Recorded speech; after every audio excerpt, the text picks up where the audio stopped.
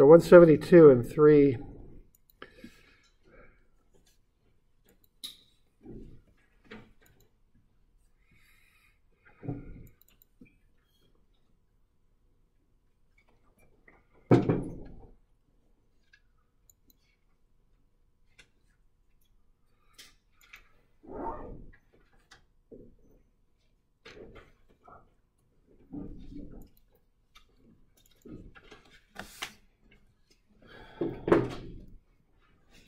All right, there's 172. We got any questions on this generally? Or? No?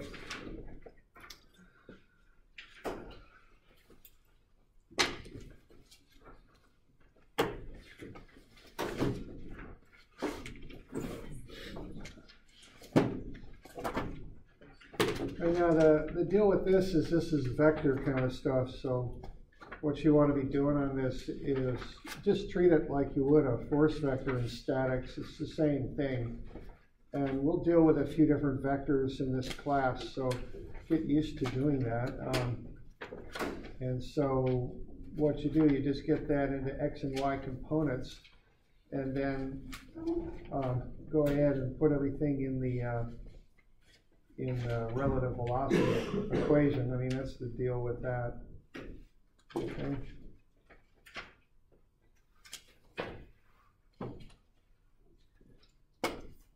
So when you put that relative velocity equation together, remember it's a vector equation, and there are certain things in this class that are, all about vectors. So we want to remember that when it applies. So what you're after is this, and that wording is somewhat standard: the velocity of A with respect to B. Now that means with respect to means your reference is at B, okay? That's the meaning of that. So that means you're in B, think of it as being a car or something, and you're looking at A and seeing what it will do. All right, now the other thing to remember on that is how you write it.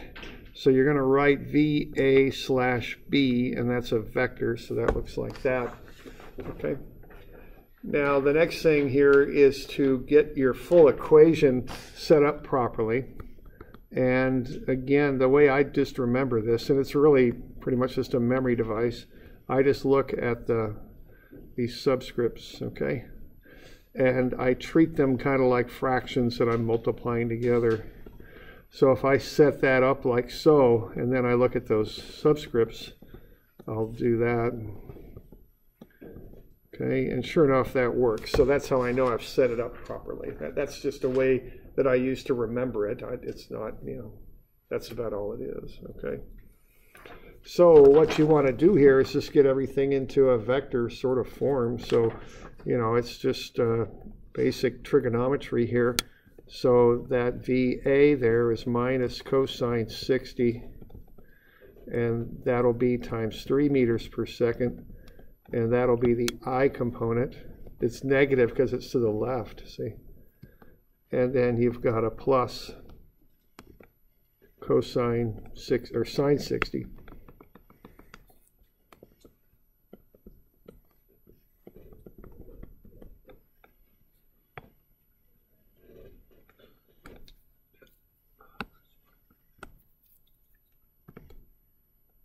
And that'll be times 3 meters per second.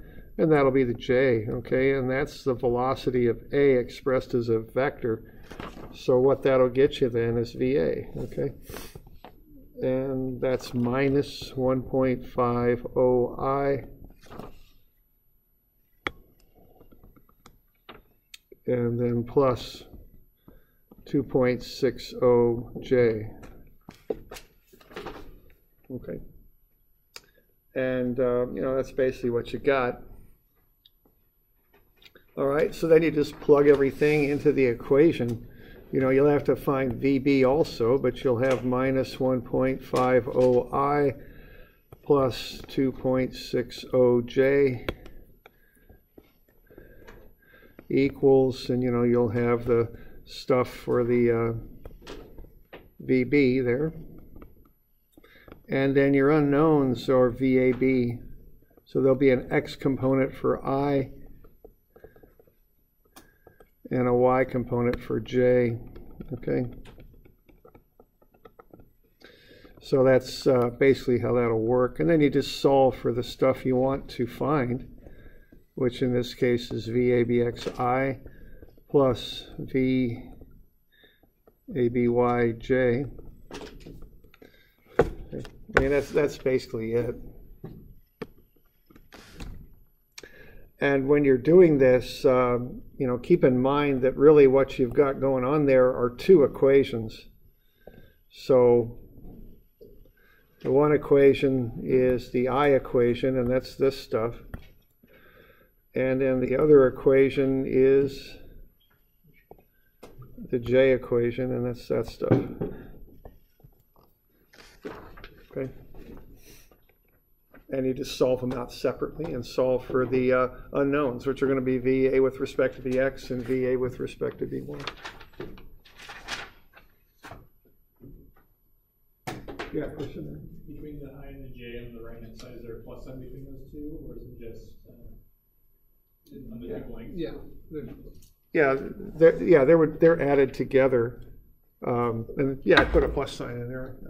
So yeah, that's a plus sign right there. Does that answer your question, or? No, I'm in between where you put the squigglies. Yeah, with the two blanks. Oh, right. Oh, I get it. Okay, yeah, right. That would be a plus, because yeah, you're just adding them together. They're just two components. So right, I'll put it in there because you're asking the question. But yeah, you're right. That would be a plus sign in there. So that's plus right there.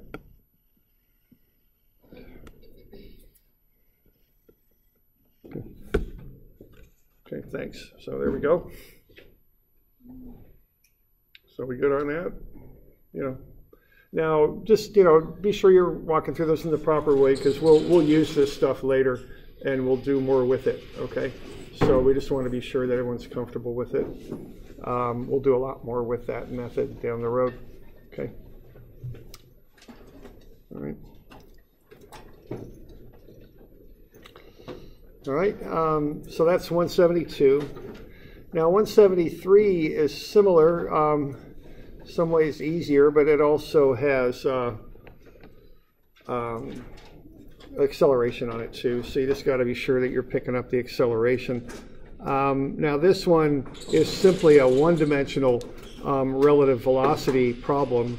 So it's pretty straight up there. I think I gave you the answer. So maybe I'll just, unless there's questions on that, I'll just let you do the relative velocity. Okay. So, okay. All right.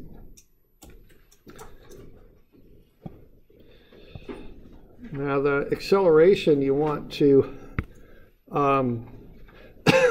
just be sure you kind of get things going the right way. I always do sketches on these. It just cuts down on errors and all that. VB is decreasing. That means it's doing that. A is increasing. So that means it's going to the right.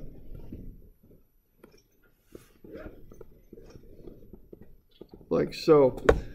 And then now what's happening there? A is going in a circle and B is just going straight. Okay. So what I'm doing there, I'm showing the accelerations on the sketch.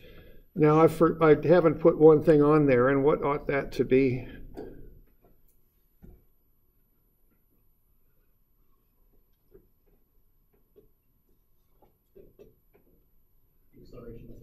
Yeah, right. See, anytime something goes in a circle, it's always accelerating in towards the center. That's a given. It's always that way, okay? So anytime something's traveling in a curve, and it's more than just a circle, it's any kind of curve, it's accelerating in towards the center of that curve, and that's the normal acceleration. And that's v squared over r, okay? So that's what's going on there. And just get yourself trained. Anytime the thing's going in a circle, you got to put that we call it normal acceleration on there. It always occurs every time. Okay, so just get used to that. All right. So what we're finding there, and you got the r and you got the v, so you can get v squared over r, easy enough. So what we're doing here, we're finding the velocity and acceleration of B with respect to A. So our reference point is here. Okay, that's the reference. So what's B doing as far as the acceleration with respect to A? Is it going right or left? Start with that. With respect to A, what's B doing?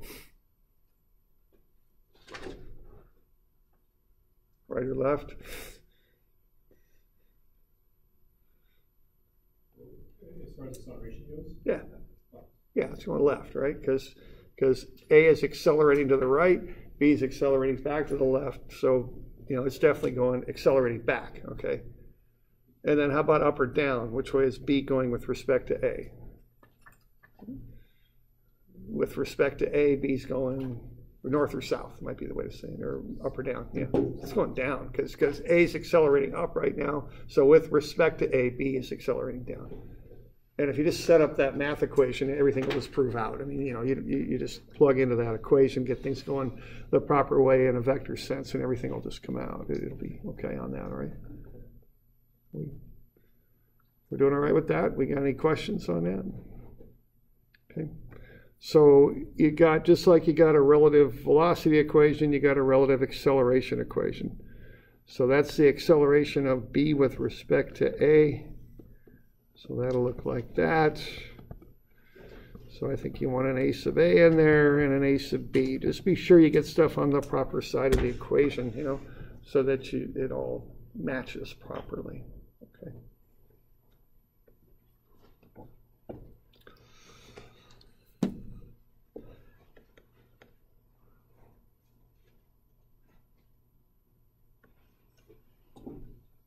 Okay. Question on that?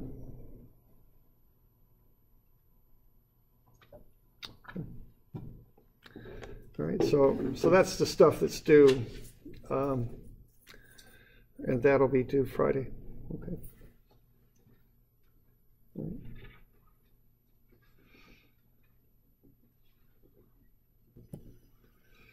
All right. So any questions on that? Are we good to go? Those are just the two that are due.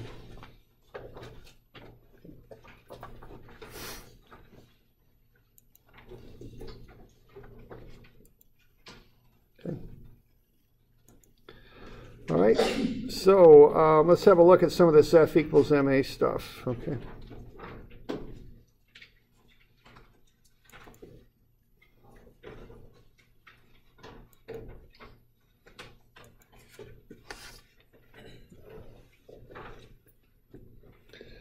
So what we're dealing with here is Newton's, I think it's second law. So if we put an unbalanced force on an object, it will accelerate, and we express that as F equals MA. In the metric system, we're in newtons, kilograms, and meter per second squared. And in the English, sometimes called imperial system, we're in pounds, slugs, and foot per second squared. Slug is the unit of mass.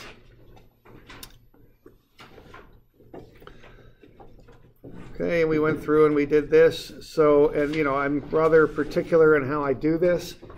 I'm not sure if I align perfectly with physics on this or not, but this is how I do it, and it's a good, consistent way that works. On the left, I put what I call the static stuff. Okay, that's the forces and weights, just like you do in statics. On the right, I put the masses and accelerations. And then I just be careful to watch my signs. That's how I approach this. So on this particular problem, I got 80 pounds over there. That's the force. That's a force like you would use in statics. So that goes on the left of the equation. Okay. The force pushes to the right, so it's a positive. Now that equals the mass on the right. Now the mass, that's not a mass there, that's a weight. So I got to convert it to mass, and the way I do it is I divide by gravity. That's in pounds, so I use imperial gravity, 32.2 feet per second squared, and I get 9.32 slugs. That's the mass. So to get mass in the imperial system, you take the weight in pounds, divide it by 32.2. Okay, that gets me 9.32 slugs. And then I've got an unknown acceleration. So that's MA, that goes on the right. And as long as I got everything in there, I'm using standard units and I watch my signs, everything will come out.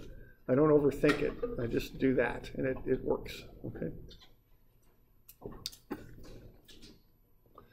So are we good with that? Any questions? Is that how you do it in physics, or do something different in physics?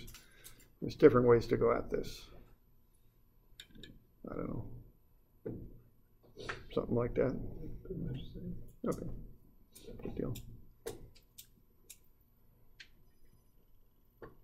Okay. All right, let's lift a weight with a crane here. And the crane is rated at 6 tons. Now a ton is 2,000 pounds, so that's 12,000 pounds. I went ahead and found the mass. I took,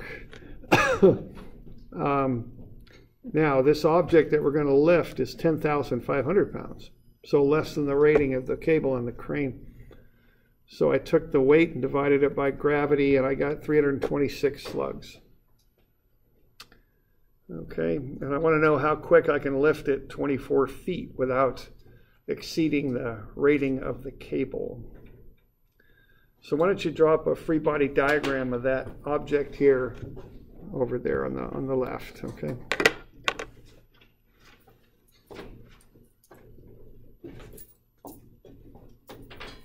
So it's a pretty simple one. The one thing on when I did dynamics free body diagrams, I put the accelerations on them too. So, you know, just a pretty straight up thing, just got a couple arrows on here and all that. What's that? Yeah, keep on. Go back. Forward.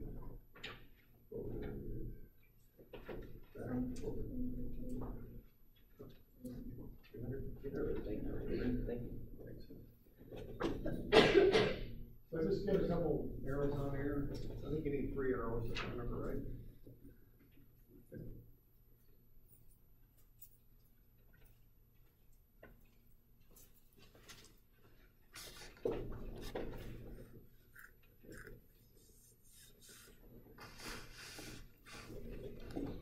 Okay.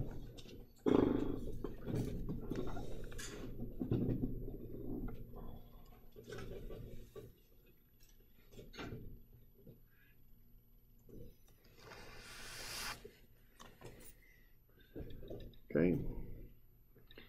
Tension up, weight down, acceleration up. I mean, that's what I got for a free body diagram. So, got any questions on that?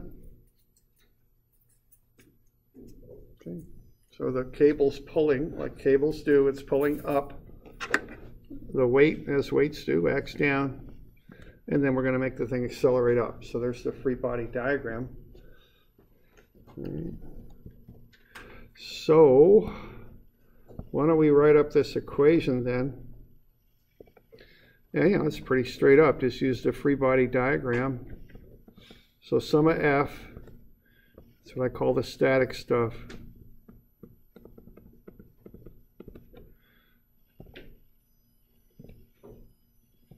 Equals MA, and that's what I call the dynamic stuff. So just write up a quick equation there. To conform to that, just use the diagram to help you know what to put where. Okay. And watch your signs. Statics is forces and weights, dynamics are masses and accelerations.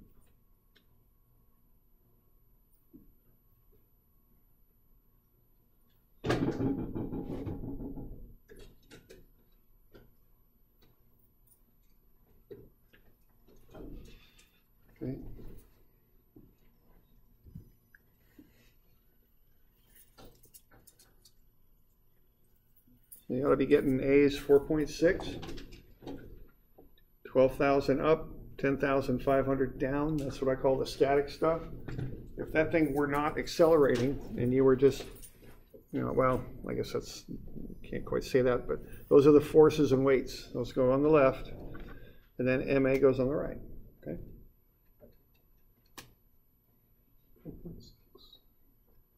We got good on that, and that's going to equal MA. So A is 4.6.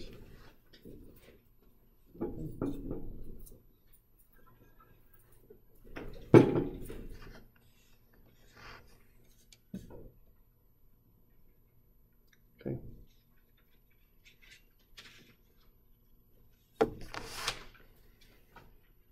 And then we want to know how long it's going to take to raise it 24 feet. If that's a constant acceleration, just throw it into the kinematics equation.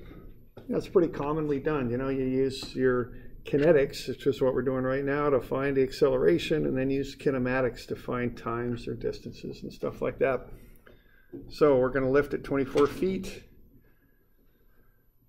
There's no initial velocity, and we got 1/2 AT squared. And we just solve for t, 3.23 seconds. So that would be the approach on that.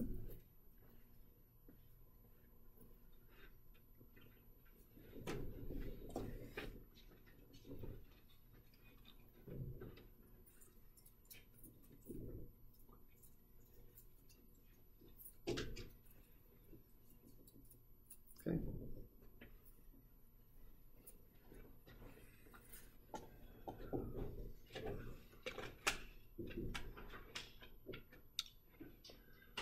So we got any questions on that stuff?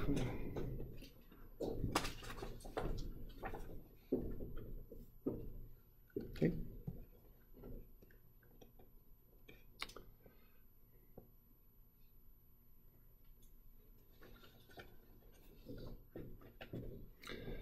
All right, so that's basically how we do that, okay? And just stick with that method, and things work out pretty well. Just watch your signs, get stuff on the proper side of the equation. Okay.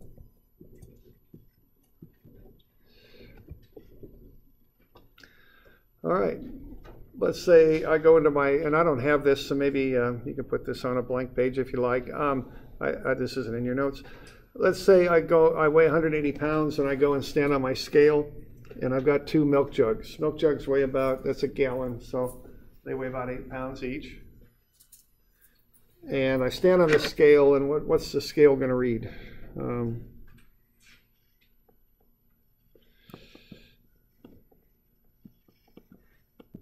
I would hope about 196 pounds, okay, just equal to the weight.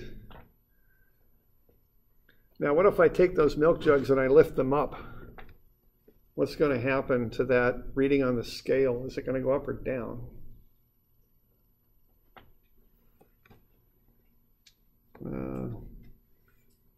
Yeah, I guess lifting the milk jugs up, it's, I guess we're going to say the weight goes up. Is that what would happen? I think so. How about if I drop them? I go down, all right?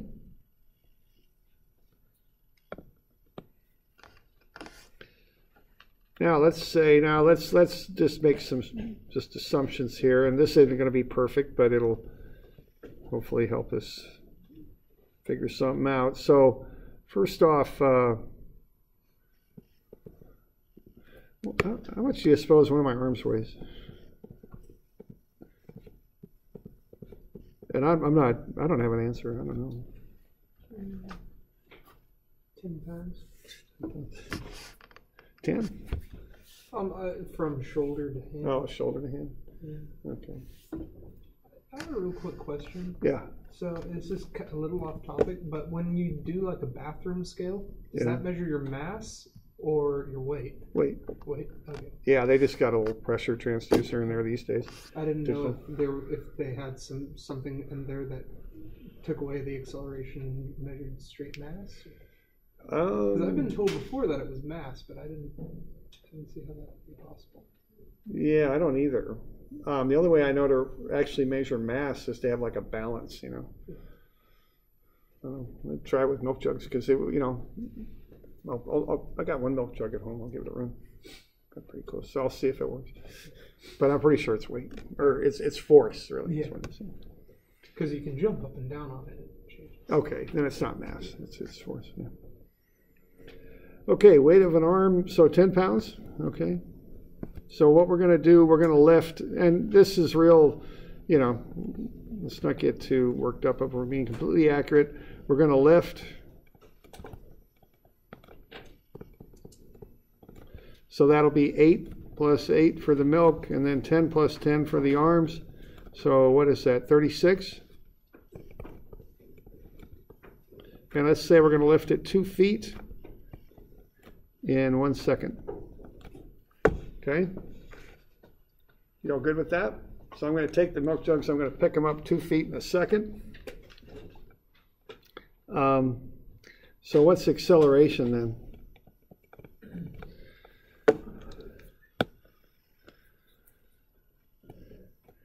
We've got an equation for that, right?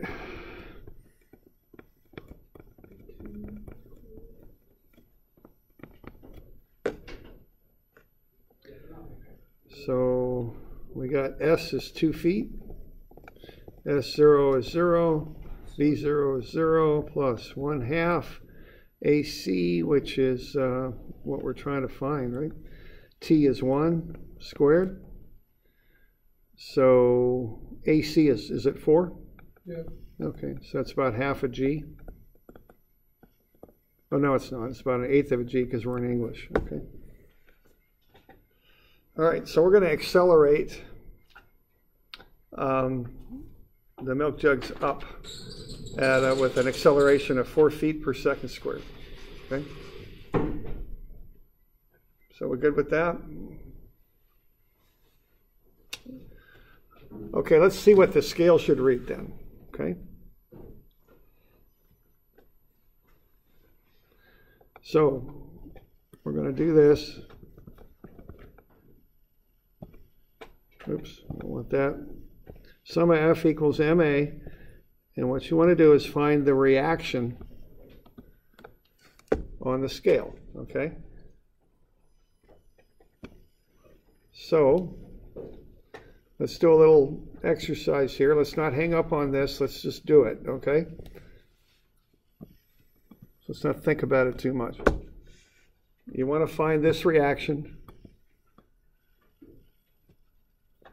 Put the forces on the left with their proper signs. Just put the forces there. Every force you see, just put it there. And everybody do this. Don't just stare. Just do it.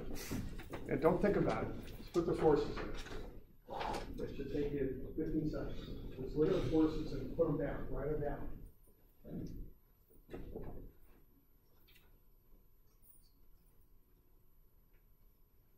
Just look at whatever you see that's a force. The tip off on a force is it's a pound in the English system. Okay.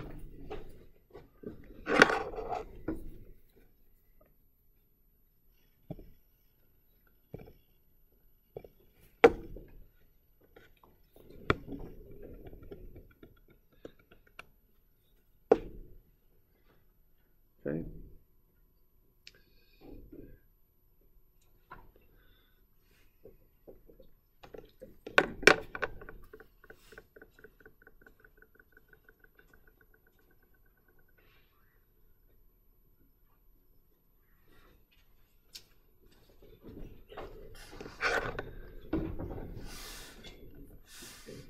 And you know what? These are 18 now, aren't they? Sorry about that.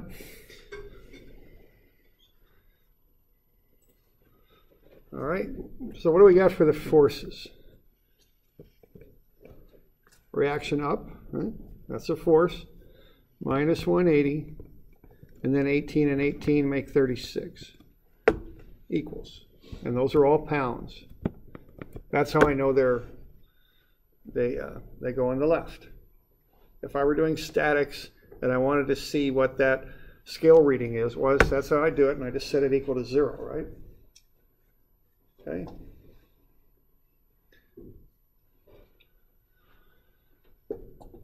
Y'all okay with that? Any questions? Okay. Now, what's accelerating? What's the mass of the stuff that's accelerating? What's accelerating here? Milk jugs. Yeah, milk jugs and the arm, because that's why I wanted the mass of the arms, because the arms are moving up, not entirely, but whatever. I mean, we'll just call it good, okay? Okay, so what's the mass of that? Total weight is what? 36 pounds? And then what do we divide that by to get mass? 32. Yeah, 32.2 foot per second squared. As long as we're in standard units, we don't worry too much about the units there. And what do we get? 1.1 something or another? We good? I don't know what the heck it is. What is it? 1.12. 1.12? Okay, great. That's slugs. That's the mass. We good? Now, that goes on the right along with its acceleration. So put that on the right. And again, don't stare at it. Just do it, okay?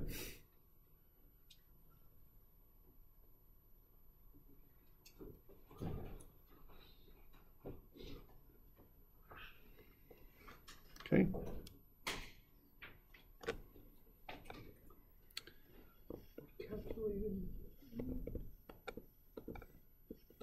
Now that's the only mass that's accelerating, so that's the only mass I'll put on the right, because I got to pair it with A. Now obviously the person has a lot more mass than that, but the person isn't accelerating, the milk is. Okay. And then what's that acceleration? Was it 4? Now what's the sign on 4? It's positive because it's accelerating up, okay? See, that's how you're going to solve that. And kind of what I'm getting at here, I remember taking physics, I remember thinking, well, that's going up, but will that, how will that affect the scale and what's going to happen? And, and kind of going through all this mental gymnastics. And what I'm saying is just get that out of there. Forget it. It's worthless. Draw a free body diagram, put the forces and weights on the left, put the masses and accelerations on the right, get the signs correct. It'll come out. Don't worry about it. Don't hang up on it. Don't overthink it. And this stuff's a little abstract. It's a little hard. I took a fluid mechanics class once that was hard, and finally I kind of figured this out. I don't have to completely understand it. I got to do it, and I got to do it a few times, and then I'll start to understand it. That's kind of how it went. Okay. So I'm giving you a method to use on this. Just employ it, and don't hang up on it. All right. So what do we got here? We've got R minus, is that 216? See, that would be the reaction if there were no acceleration, but there is acceleration. And that's going to be 4.48, is that right? Okay. So what's going to happen? That weight's going to kick up just a little bit. So R will not be 216, it'll be 220.48 pounds. Okay. It did go up, all right, proved out. Now, if you drop the milk, the sign will flip on the 4.48, and you'll get something less than 216 for the reaction. Okay. So that didn't really change all that much, does it? A little bit, but not much. Okay.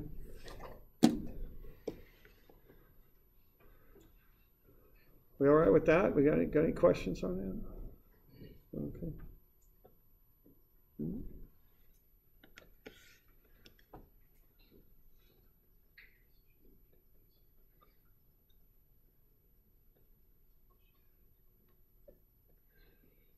All right. Okay, so that's how we do that, okay? That's the basic method. Now we can apply that to more and more complex situations, so why don't we look at a little bit more complicated one, but that's the basics of it there. Okay.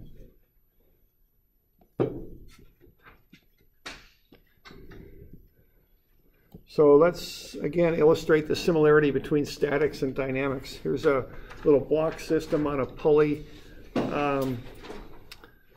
And we want to find the minimum mass of A required to start B moving. So we're going to hang that block off the pulley, and it's going to drag on B. And we've got our coefficients of friction there. and we're going to figure out what the mass of A has to be to get B to start to slide. Okay.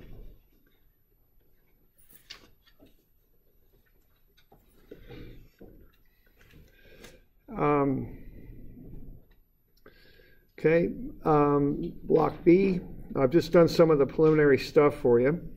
I've got the mass of B, it's 9 kilograms, so the weight is 88.3 newtons. I'm on a 17-degree ramp. Now, when you're on these ramps, what's happening here is you've got to get things, the general approach on these anyway, is to get things kind of normed to the angle of the ramp. Okay, that's 17 degrees there, like so. And what I need to do then is to get that weight broken up into two components, one normal to the ramp and the other parallel to the ramp. This angle right up in here is 17 degrees, so cosine 17 times the weight of the block gets me the component of weight normal to the ramp. The opposite side, sine of 17 times that weight, gets me the component of weight parallel to the ramp. So I just got that 17-degree angle, and I use a bit of trigonometry, and I'll get those two components, 84.4 normal to the ramp and 25.5 parallel to the ramp. Okay. Y'all okay with that? And what I'm doing there is just a little bit of trig. I've got the main weight down, straight down. Of course, weight always acts straight down. And then I'm breaking that up into two components. So I'm using a triangle. That's 17 degrees right there. So this is sine on this side. Sine 17 times 88.3. That's the side opposite the angle. And then the other side adjacent to the angle is just cosine 17. 88.3, like so.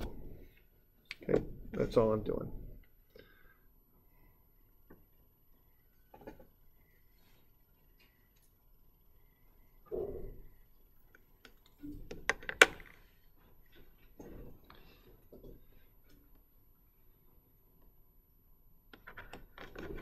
All right.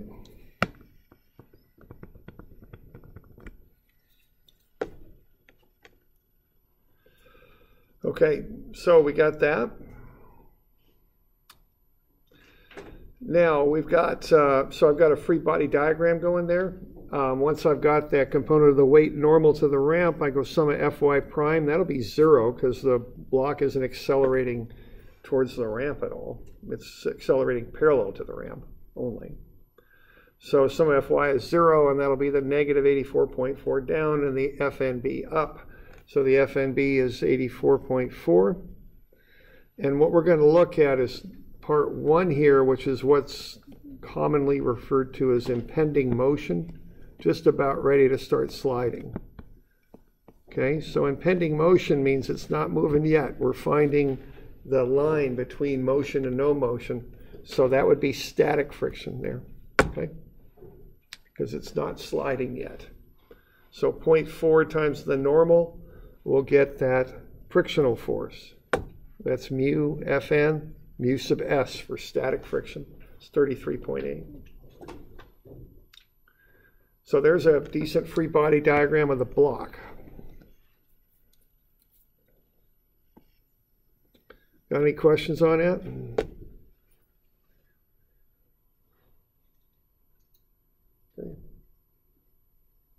Okay.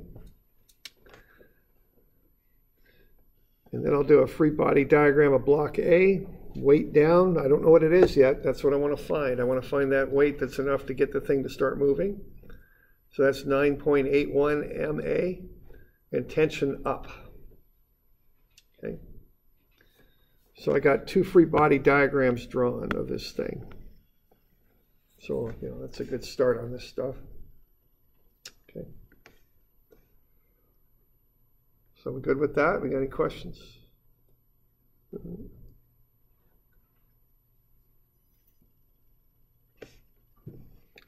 So there you go.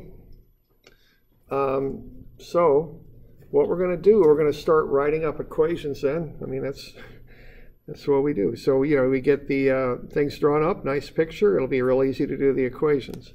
I'm just going to go sum of F equals 0 because all I'm doing here is statics. I just want to find what it takes to balance this system out just before things start to move.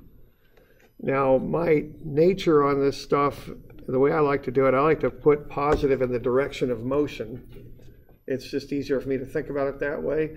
I mean, sign conventions are really quite arbitrary. As long as you stick with one throughout the work you do, you're fine.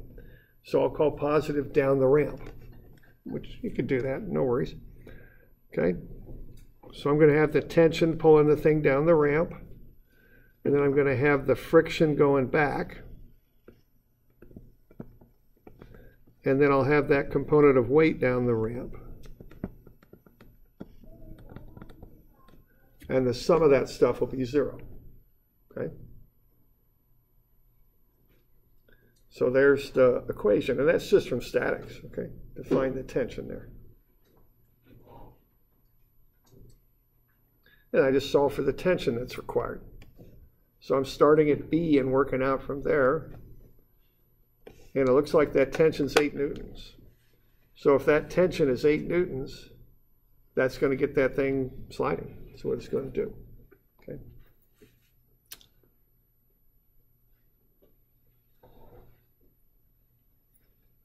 All right with that?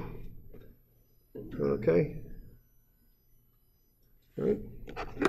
And then I'll do statics on the left. Okay. Tension up, weight down, easy enough. Okay, the tension is everywhere equal in that cable. So the tension in the cable needs to be 8 newtons. That's going to go up. I got 9.81 mass of A down. Now those are both statics type forces. A pull of a tension and a weight. Solve for MA, it's 0.815 kilograms. Okay.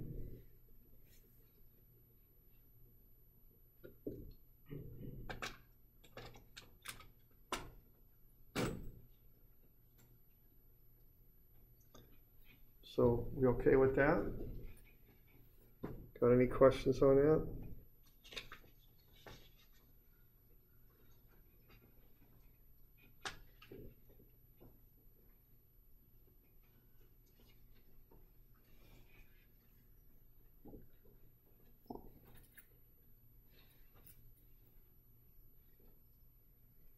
Okay.